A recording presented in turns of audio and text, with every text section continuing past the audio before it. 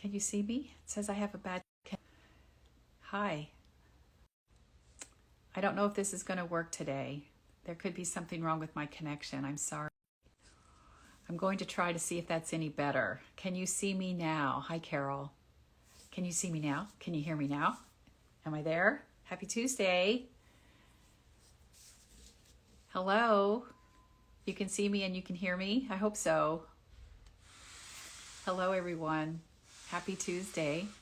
Hope you're doing well. Hope you had a good weekend, good holidays.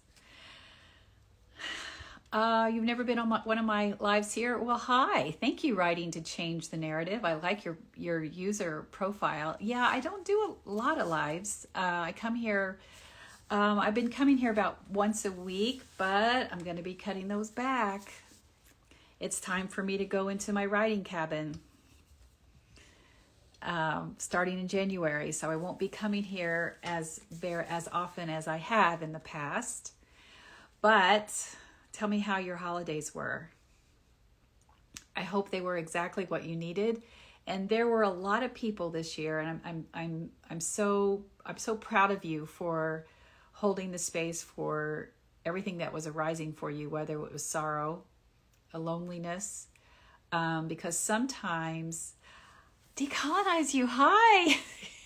You see, I'm like a squirrel, and there's literally squirrels playing outside my window, so this could be really bad. Hi, decolonize you. So I'm so glad that that's you. I'm so glad you're here. I think I owe you a message too on TikTok. Sorry, I go back and forth on there. But back to what I was saying, I just think it's so important to hold the space for all our emotions and our human experiences. So yeah, the second day of Kwanzaa, yes. I wrote about Kwanzaa in a journal writing I did several years ago that I'll be sharing sometime in 2023.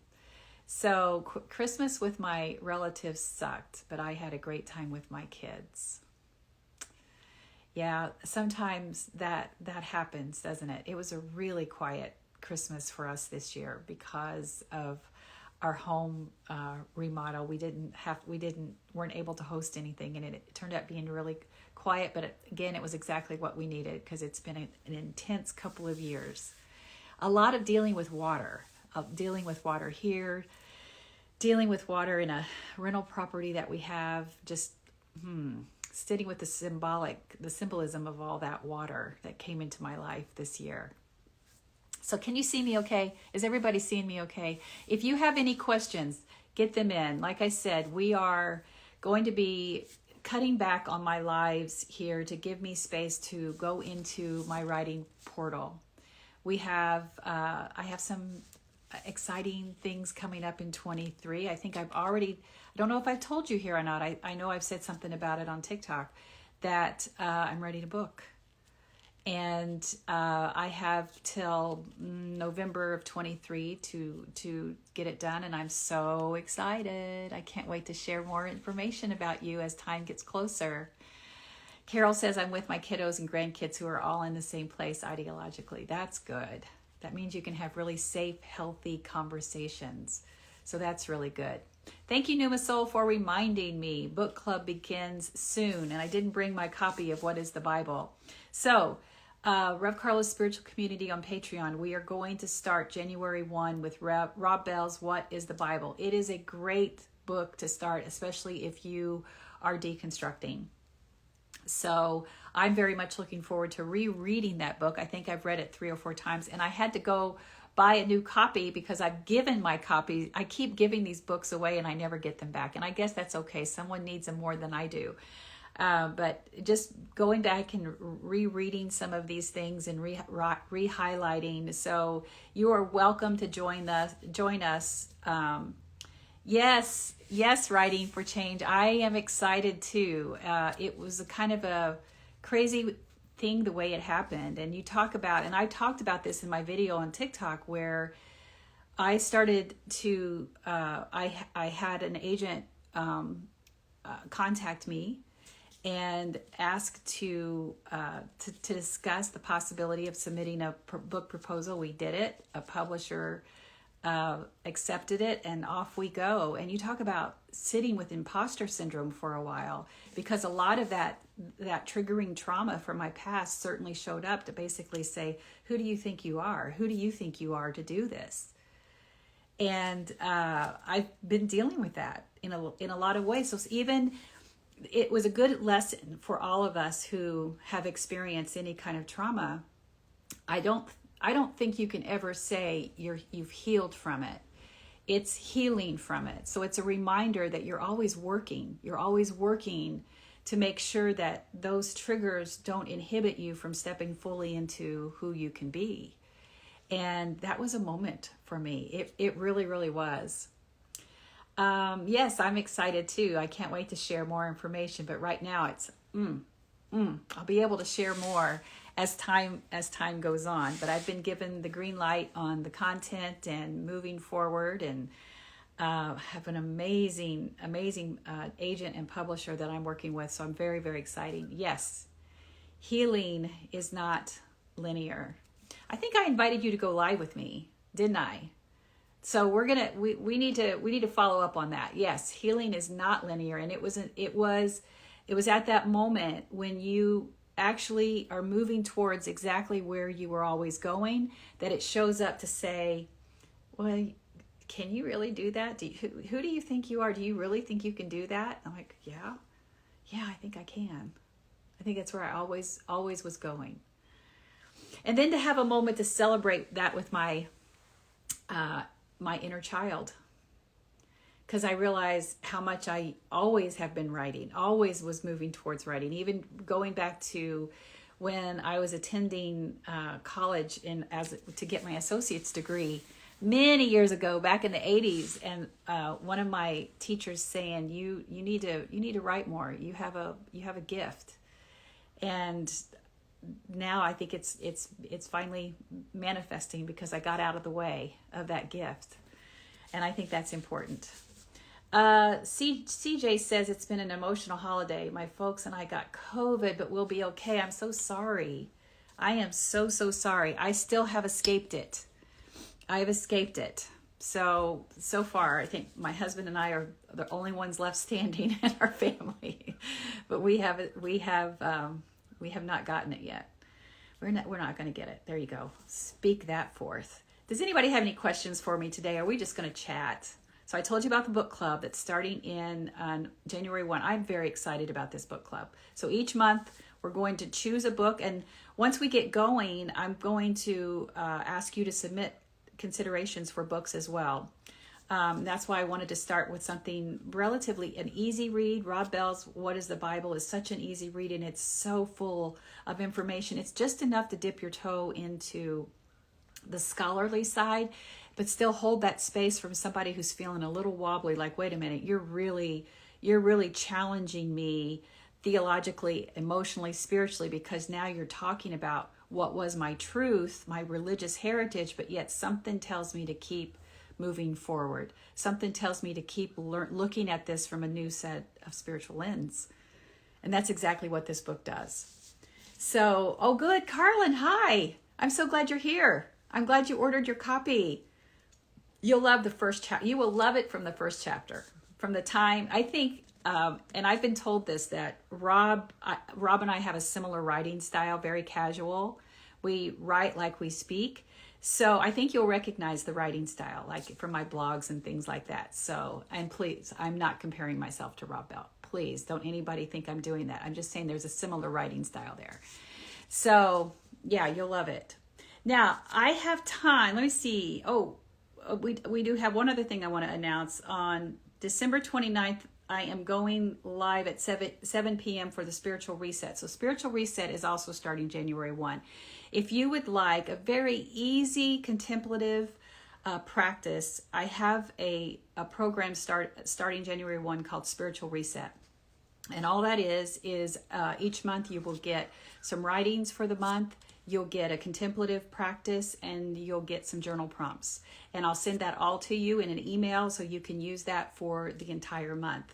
So each month that'll come to you, and our live to launch that program is December 29th at 7 p.m. I have to keep looking at my notes because my awesome teams keep me going. The writings are not daily. It's more of a spiritual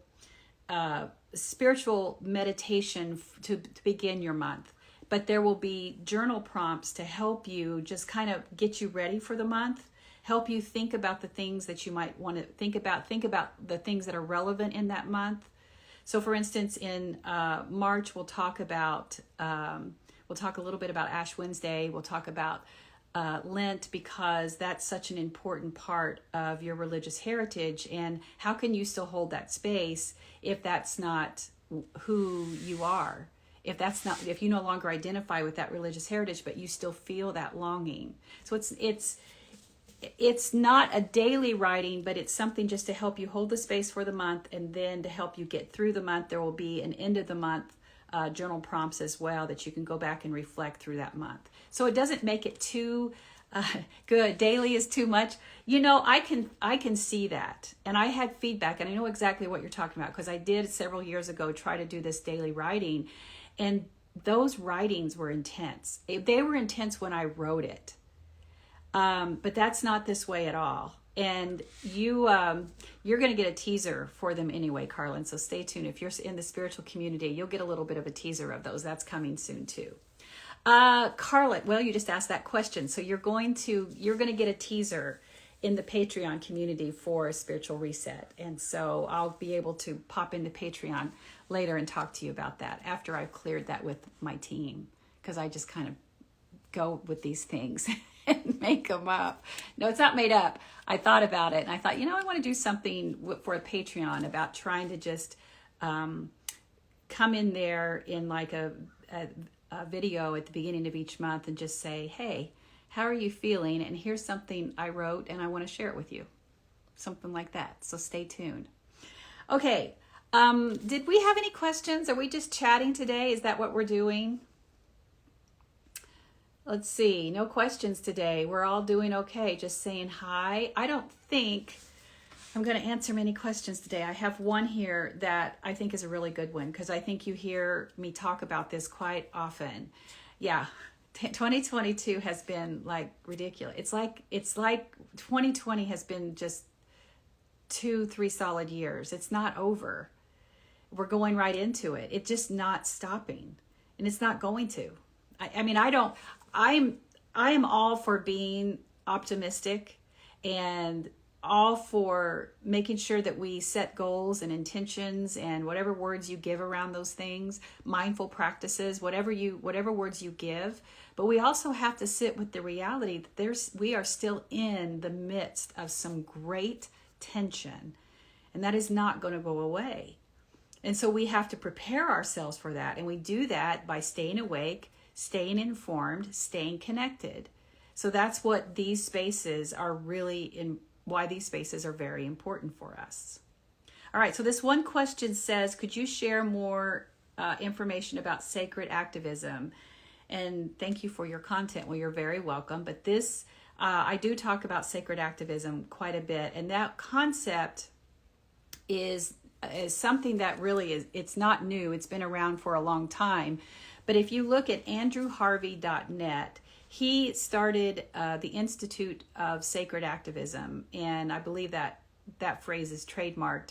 But sacred activism is basically saying that if you believe that your spirituality is connected to your humanity, then how you show up in the world to leave the world a better place is intricately connected to who you are, connected to your soul work, connected to the legacy that you personally will leave behind.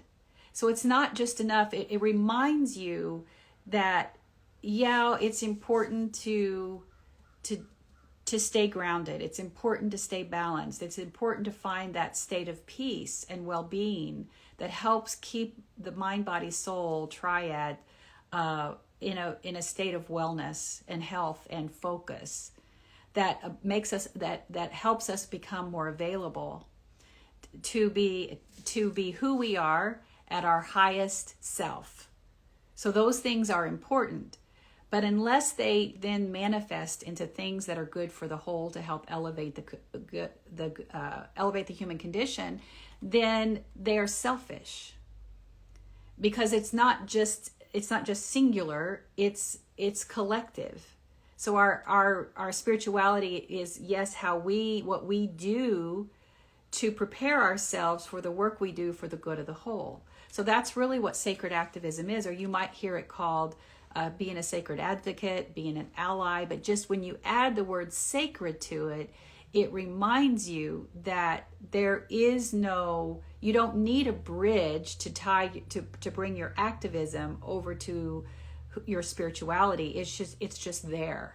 Whether you choose to use it or not is up to you. But that's where sometimes people really lose their way. When your religious beliefs or even your spiritual beliefs compel you to believe that you have no responsibility for what's happening in the world, whether it's the pain of the cry of the earth, the cry of the animals, the cry of your fellow humans, that's a selfish spirituality. And so what is it that you do to help the good of the whole? And so people spend years learning how to take that and be a sacred activist and teach other people to do that. And that's fine. We talked a lot about that in seminary, about what it means to be a sacred activist, to equip us when we were done with our seminary experience and our ordination, to be able to turn back to the world, a better version of ourselves, a healed version of ourselves, to do the work that we're called to do. So the only way we can do that is by not just acknowledging the fact that we have this inner responsibility that comes with just recognizing that we have this soul and that we are intricately, spiritually, mystically connected with all creation here, but that we also have a responsibility to heal ourselves. Because it's not enough to just say, okay, we're going to show up and help. If we show up with our brokenness, we're not helping at the level that we should be helping. And that's where it gets tricky. Because I always said that if people in my seminary, if we had known that the first year was going to be about the amount of work, inner work that we had to do, I'm not sure people would have signed up. It was a lot of work.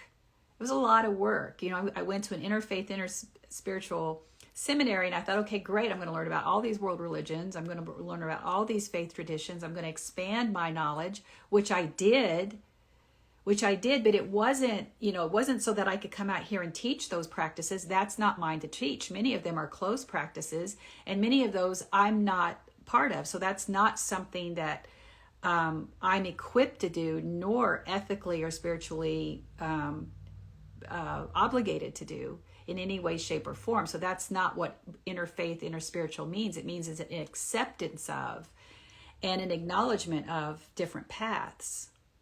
But then the other part of that work is just working on what's broken, that's preventing you from stepping fully into your authenticity. So you hear not only who you are, not through the narrative of what people have said about you, but or the templates that they forced upon you to say, no, you are going to be this. No, you're going to show up in the world as this. You break those narratives off and you step fully into yourself. You do that as a healed version of yourself. So doing the work to break that off and say, no, this is who I am, and I'm going to step fully into my authenticity, but that takes constant work.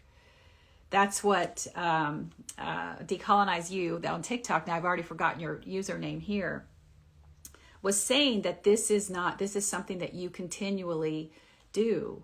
And then part of that is the sacred activism. So they run congruently. The work that we're doing is not, the work that we're doing to heal the world is only as good as the work that we're doing to heal ourselves. Boom, there's a phrase. They run congruent. They run congruently with each other. So it's a commitment to do both. Sacred activism isn't any more important than the work that we do, but one shouldn't take precedence over the other. And it doesn't mean that sometimes that doesn't get out of balance when there's high moments of stress like we've been since 2015, 2016. And that calls us, that's why so many of us are exhausted and depressed and lonely and feeling as if there's no hope. But that's when it is time to take a step back and reset. That's why these conversations are important. Our spiritual communities are important. The self-care that we do, because those high moments of stress move us into spiritual activism in ways that can exhaust us. So how do we take care of ourselves? And what does that mean? Because again, they should be running congruently. Okay, let's see. But so many people get through it without doing the work, and that is same with social work. Absolutely same with social work. And there are a lot of people who are doing the work of healers, wisdom keepers, therapists who have not done the work themselves and are toxic and dangerous. And you're absolutely right. They can do more harm than good. And yes, my book club starts tomorrow. Is it tomorrow? Is that right? Yeah, tomorrow's the live.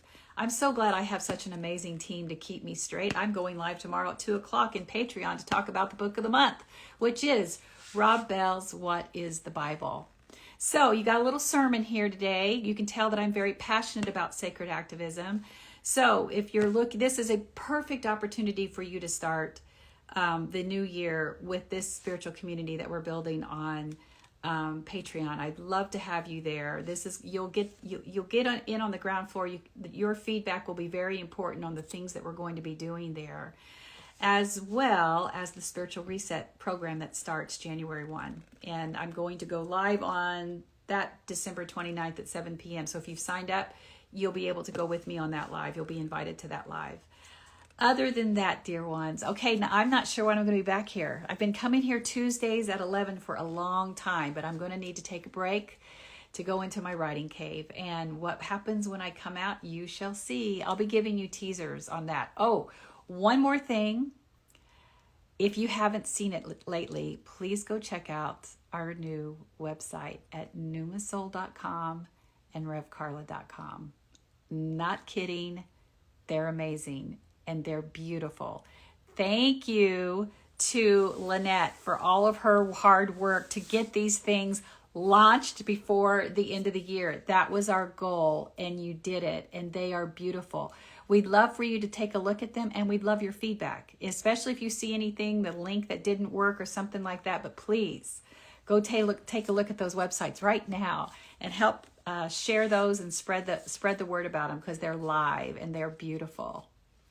All right, beautiful souls, thank you so much. I hope it's a wonderful day. I hope it's a gentle new year for you, and whatever your dreams are and hopes are and desires, whatever you need to heal your soul, may it all be yours. Thank you so very much. Bye now.